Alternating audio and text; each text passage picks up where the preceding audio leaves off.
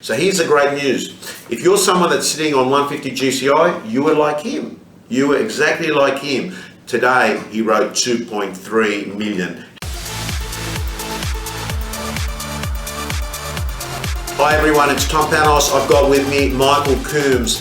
Now this guy here has just written 2.3 million for the financial year 2013-2014. Hi Michael. How are you? Good, how are you? Good, thank you. Okay, so the first thing I want to do is on camera apologise, I kept you waiting for 30 minutes. That's all right. Okay, so we're all on track, but you know what, he said something really interesting. He said that it makes no difference because I've got my phone with me, and I think that's a real important thing to understand.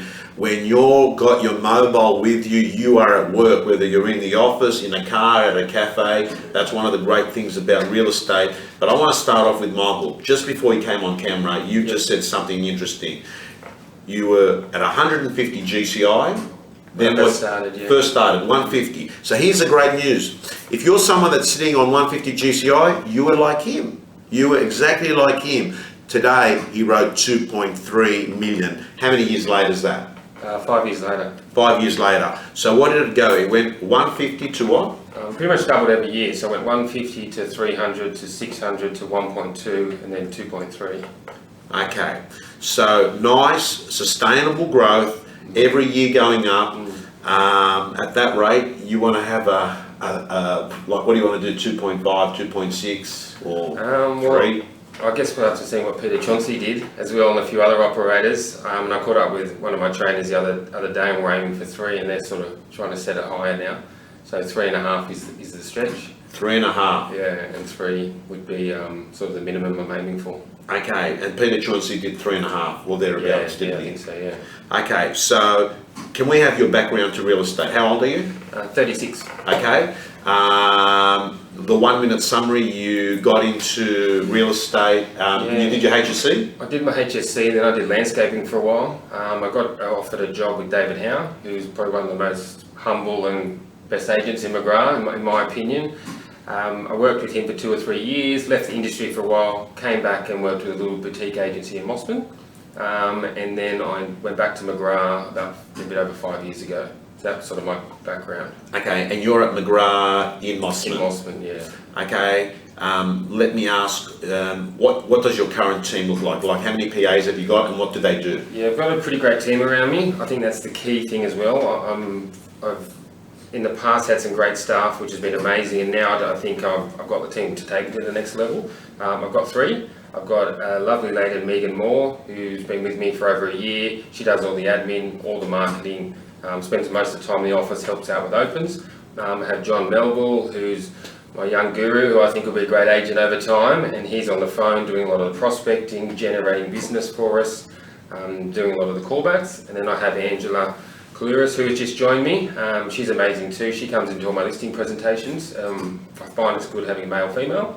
And she was an EA in her past role for another company, so she's very good at organising. She manages a team, pretty much runs me, to be honest. Okay, so how long have you had the team of 3?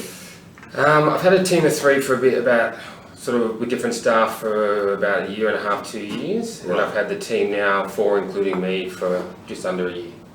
Okay, so let me ask you a little bit about how do you get your business? How do you get your listings? I'm big on prospecting. I guess where I got to today, it's all been the hard work. It's all been doing some door knocking, prospecting, on the phones, chasing every lead, usually up against agents that have been in the industry for 20 or 30 years. But most of my business will come from prospecting. I allocate certain time every day to do prospecting. How much time do you allocate to well, now I've got John on team. He's prospecting the whole time, so it allows me to run. I'm running about 15 listings at the moment, and a lot of high-end stuff. It takes up a bit more time, but I try and do at least 2 hours a day. You do 2 hours a day, and John, your prospector? John would probably do anywhere from 4 to 6. Okay, so let's talk a little bit about that, because a lot of people watching the video often say to me, Tom, who do I call? Obviously, when you're starting off, you don't have a lot of existing clients or pipeline. Who do you call and who does John call? I guess especially if you're starting off, it's all just listed, just sold. If someone lists in your area, call the neighbours. So a lot of the basic stuff I think I've heard a lot of agents talk about. and really working on old fire books, past old fire books. I mean, there's some agents in our offer that have started which will go through other agents' old fire books if they're not using them. So, but mainly street calls, just listed calls, expireds, and just a lot of introduction calls as well to areas if I've got a new listing. Okay, so just do the numbers. You're hearing a guy here that is writing 2.3 million and saying most of his business has come from actually prospecting, just making calls, more on the phone than door knocking. In my area, yeah. I do believe in door knocking. I think it's a good way to get face to face, but it depends on your area. Right. Probably the other key thing for me, it's all about presence. So I'm a big believer in the marketing. I'm a big believer in online. If you go on realestate.com at the moment, I sort of pride myself in sometimes making sure I've got at least 4 or 5 listings on the front page. I'm aiming for about 15 to 16 full pages in the Mossman Daily this week. So you're a good marketer. I mean, if you're getting page 1, you're dominating with premieres. You've got to do premieres to be premieres. So you've got to get good at getting money for premieres. You've got to be good at getting money for print in the Mossman Daily. Yeah. What makes you good at getting vendor paid advertising? Because you don't pay for it yourself. I don't. Right. No. So what makes you good at getting VPA? Look, I guess if you sell it to the client, right, and you make them realise and understand, and you honestly believe it, because I honestly believe if I market the property correctly, that will give us the best opportunity to get the price. So, and I do believe if I cut corners or don't do advertising, I'm not doing the favours for the vendor and putting them in a worse position. So one, I actually believe it. Yeah. Secondly, I think when you do believe it and you sell it to them, I mean, over the years you pick up so many ways of selling in the marketing and showing funnels, showing pyramids, all the graphs on how it all works. And you tend to find you sell that story and give them case studies and show them what's sold and what's working. Most of the time they're sort of happy to pay, I find. Okay. Do you use the same type of presentation to every listing? A little bit different. I sell everything. I mean, my cheapest ever sale I think is about 250,000. My most expensive is about 16 million. So I sell everything all the way through. All right. So it depends on that. The upper end's a little bit different. It's tailored a bit more of an international approach, where obviously under $2 million is a bit more local. Yeah. But it's pretty much the same process. Same process. Okay. So one of the things you're hearing about is you're hearing about a guy that talks about, this is a prospecting machine. He spends 2 hours a day himself prospecting, plus has an assistant who more or less is a prospector that's doing 4 to 6 hours a day. So if I did the numbers, you're doing 10 hours a week. They're doing on average 20 hours, 20 or 30 hours a week. Yeah, John, 5 times, 20 to 30 hours a week.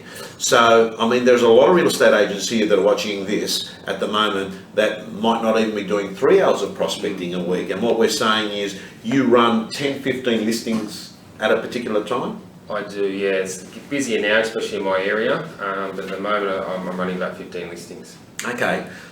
You go up against some pretty quality agents in Mossman, and you've only been around for 5 years. Yeah. What are your 3 biggest advantages you think that you bring to the table at a listing presentation? Youth is probably one of them. Yeah. I'm probably the younger kid on the block, and that probably comes with a bit more enthusiasm and hunger and keenness. Look, when I started working in Mossman, I mean, I've always worked in that area, but started to do the upper end. A lot of the agents have been around for 20 or 30 years. And I used to think there must be something almost like the Great and Powerful Oz. I always had that saying, but once you get there and you pull the curtain behind, it's probably a little old guy on the organ. Doing a one-man band, you kind of go, is that all it is? So once I got an understanding of that, I sort of studied them a little bit more and worked out what they weren't doing.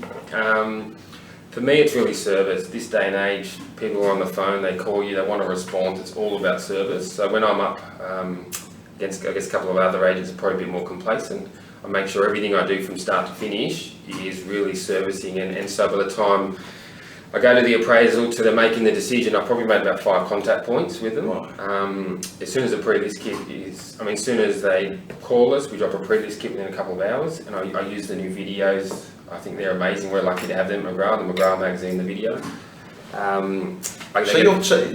Your response time's pretty quick. Yeah, it's all about service. Everyone now, you can obviously get on iPhone, or everyone wants everything now. I know for myself too, if I make an inquiry on something, whether it's booking a restaurant or buying something online, if I get service straight back, I really enjoy that. I love it. And I'll do repeat business with that. Please listen, guys and girls, we are in the speed economy. People highly value response times.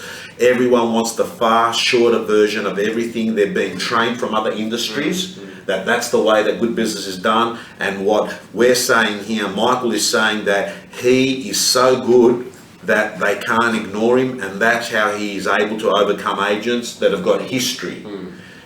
Which is 20 or 30 years history, some of those agents you operate against. Yeah, so look, I'll find if I get a call and a pre-list gets dropped straight away within a couple of hours. Pre-list is a box? It's a box. What's in the box? We have a McGrath magazine. Yeah. I have a little profile brochure which has all my sales. If you don't have that, you can just put office sales on there. And we have a little video as well, which is a profile video that John does now as well. Wow, okay. So then you go to the listing presentation. Do you think that the pre-list has given you... It does, it's a big advantage. A lot of us, a lot of time when I turn up, they always comment on that, so I was really impressed by this. So they get the pre-list kit, they get a confirmation call that morning just to confirm the appointment. Once they left, they get a card in the letterbox. And then we also, that afternoon, my PA will drop down a glasshouse candle, especially if it's a female, or the wife, and just say, look, thank you for inviting us to your beautiful home. We look forward to... How much does a candle cost? We buy them in bulk, so it's about $12, $15. Right. So 90% of my listings will get a candle, just saying thank you for inviting us, we appreciate it. So what is it? It's just a little... So you know those little glasshouse candles? Yeah. Yeah. That's it? Nice. That's it. Okay, and that's hand delivered? Yeah, hand delivered. With a card? Yeah, usually the day after. Who drops that over? One of my PAs. Okay, and then can I ask you, what's the stay in touch strategy after that with these people? Yeah, look, if they're not doing something straight away, it again depends. If they're doing something 30 days, it's a weekly call. If they're doing anything in 3 to 6 months, it's probably a monthly call. Anything longer than that, it's probably 3 to 6 months. But I do send them out our McGrath magazine every month or two. If they are keeping an eye on the markets, as soon as I do an appraisal, we'll go back and send them an alert within 24 hours of what they're actually looking for. And if I list anything in the radius or very similar to their property, they'll get a call and I'll invite them to the open. Right. Okay. Are open for inspections a major source of listings for you? Yeah. Yeah? Well, I guess when you get in the higher end, you get less numbers, so you've got less people to work with. But I think that for any agent, if you've got an open, that's a gold mine. If people are looking... When do you and your team call open house people back? On Mondays. Yeah. We're starting to try and do some things on Saturday afternoon. So we don't get back to about 4 o'clock. So we're going to start doing just a couple of hours, maybe the hot buyers or contract takers on Saturdays. And then we spend all Monday in the office. Okay.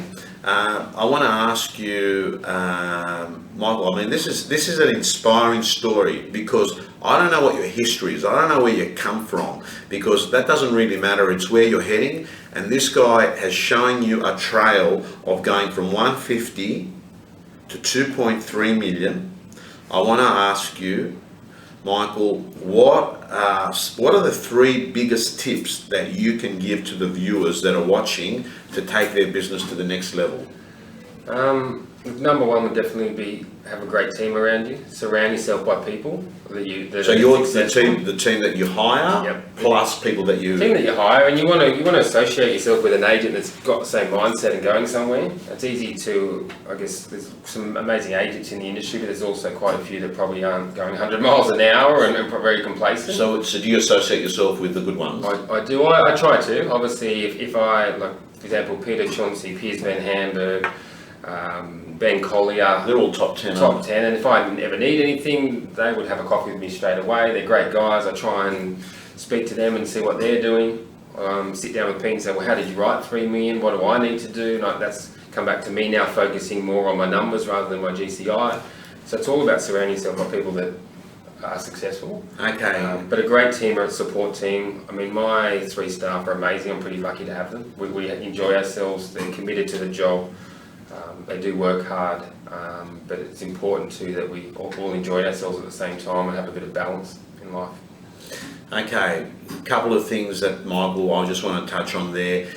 Chances are you're making the money of your 5 closest agents that you talk to regularly, and divide that by 5, that's what you're making. You will more or less mend yourself to the kind of people that you lend your mind to.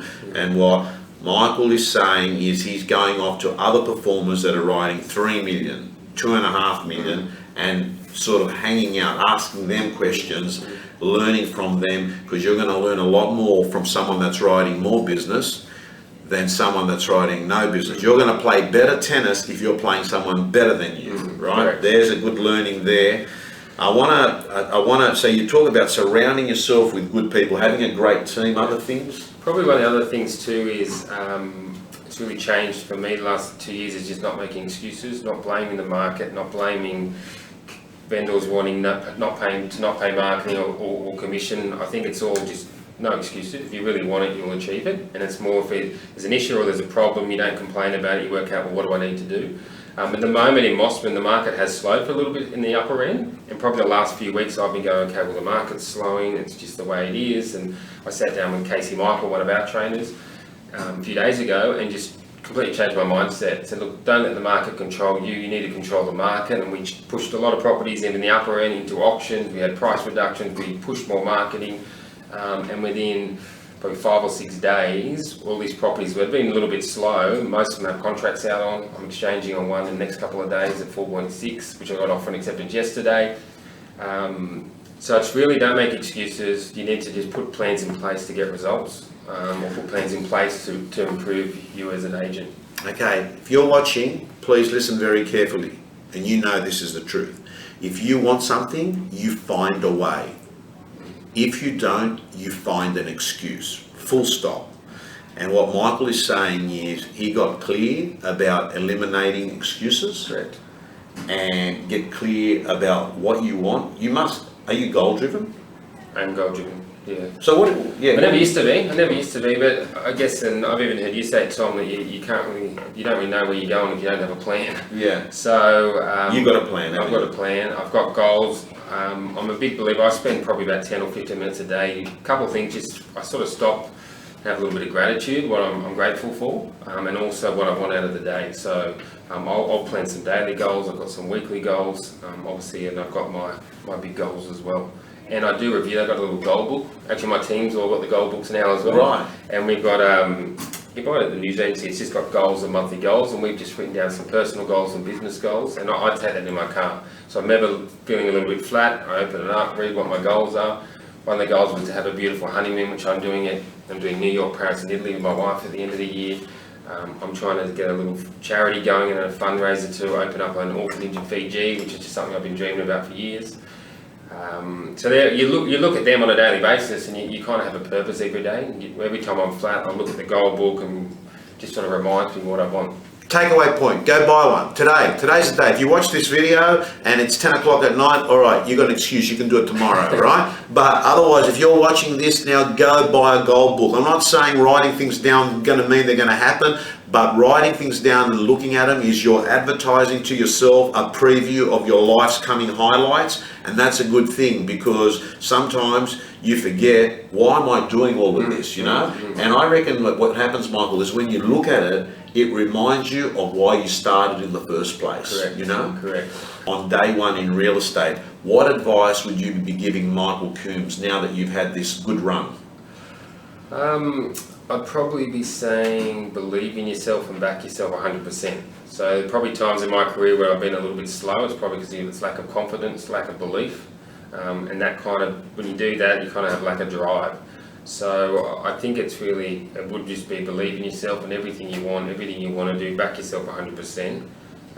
Because if you ask me where I was 10 years ago, I wouldn't even dream of being where I am today with McGrath and living the life I'm living, having the income that I've got.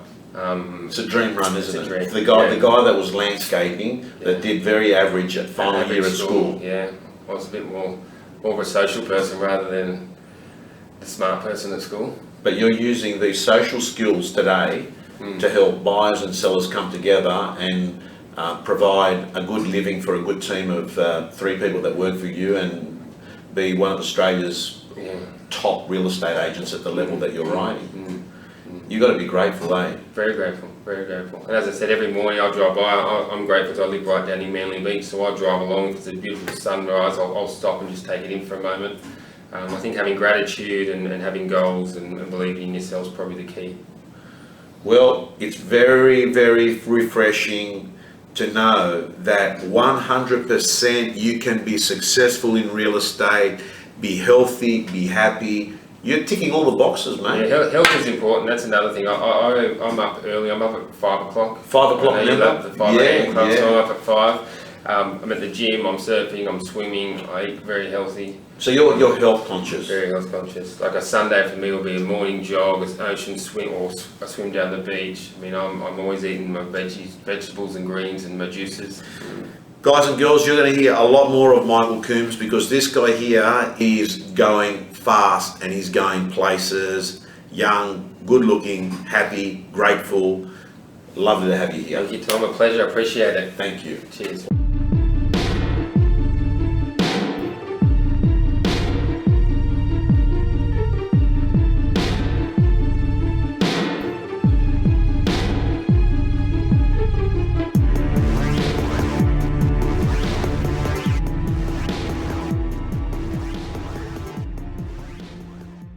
There's a lot of people. This goes out to 14,000 people, and I'd say that 4,000, 5,000 people are going to watch this video. A lot of them are younger agents.